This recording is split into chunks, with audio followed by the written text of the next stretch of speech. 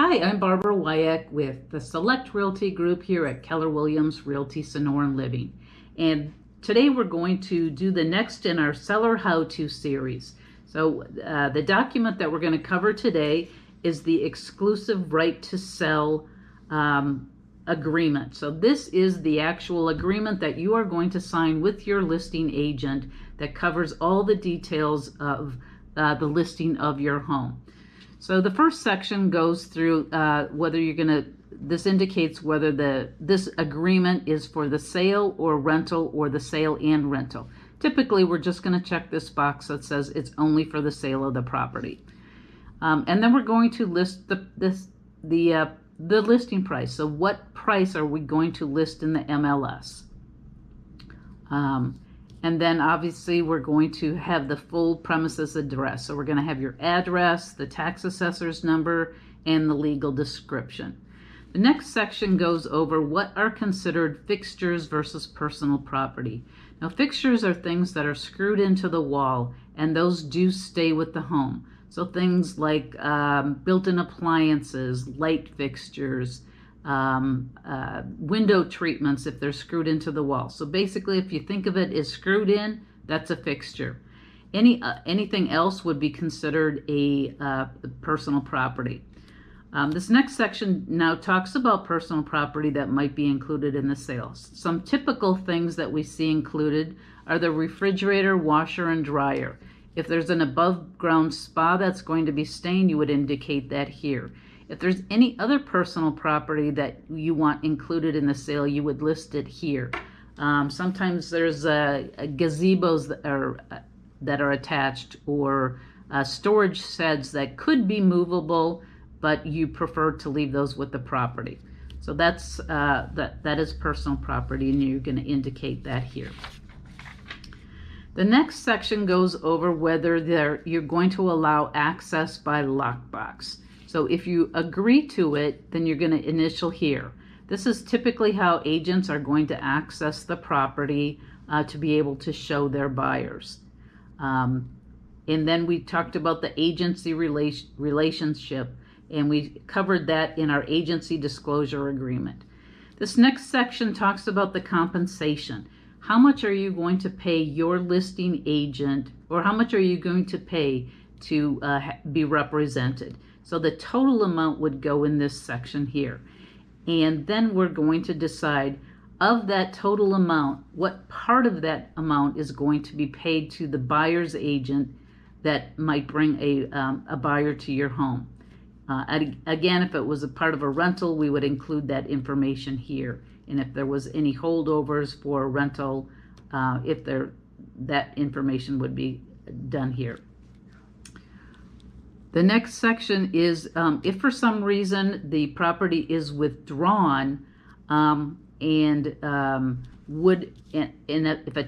if you're allowed a tenant to buy the property, is there going to be any compensation that's due?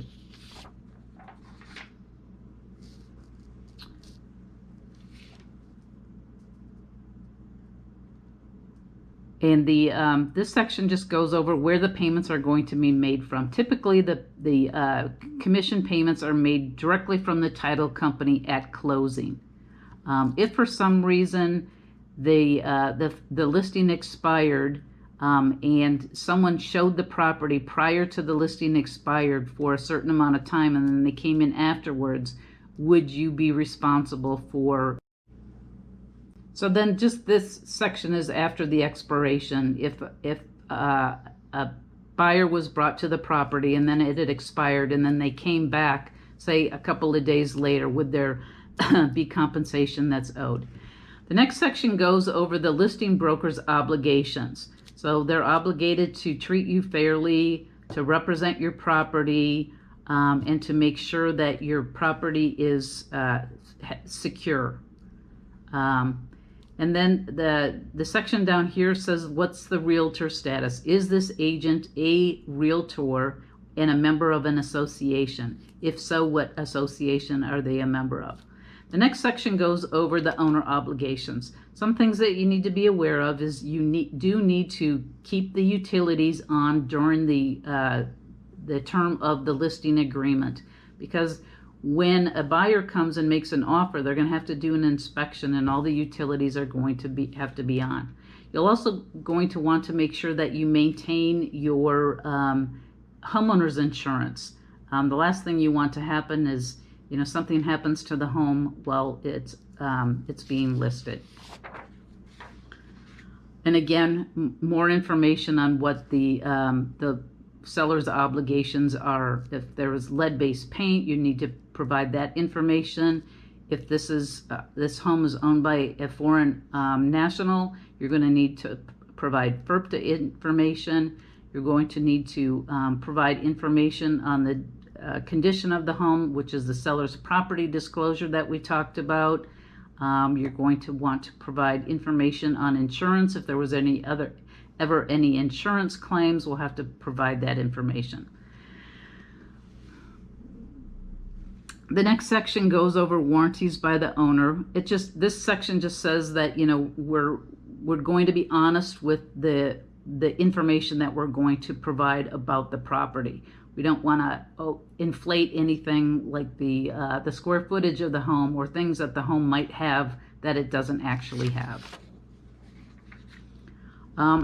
This section is just a lot of legal terms, relief of liability, deposits, where the deposits are held. The section that you want to pay attention to here is subsequent purchase or lease offers. Do you want to be able to accept backup offers? If you do, you're going to select this box. Do you want all verbal offers to be withheld? Or if an agent comes to us and asks us verbally if you would accept an offer, do you want us to be able to share that information with you? And once an offer is received, do you want to withhold any and all other offers? The section talks about equal opportunity in housing and the fact that we cannot discriminate. Time is of the essence for the listing contract,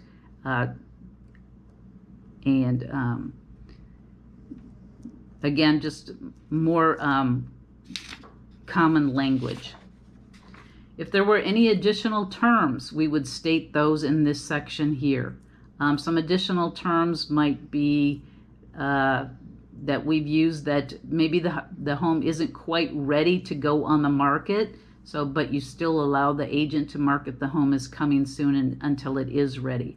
Or maybe for some reason you decided that you just do not want to sell your home to one specific person. You could exclude them in this section here. So if somebody brought a buyer, that buyer, they would be excluded from the sale of your property. And then the next section is just the acknowledgement by both the sellers and the buyer that these are the terms of the listing agreement. Now, this is a lot of information. We strongly encourage people to read through this document and make sure they understand exactly what it is that they were signing, because this is a bilateral agreement between the sellers and the listing agent. Well, thanks for tuning in for this episode of our Seller How-To series. If you liked the video, please hit that like button. If you haven't already, please subscribe. And don't forget to hit that bell icon to get notified of all our future videos.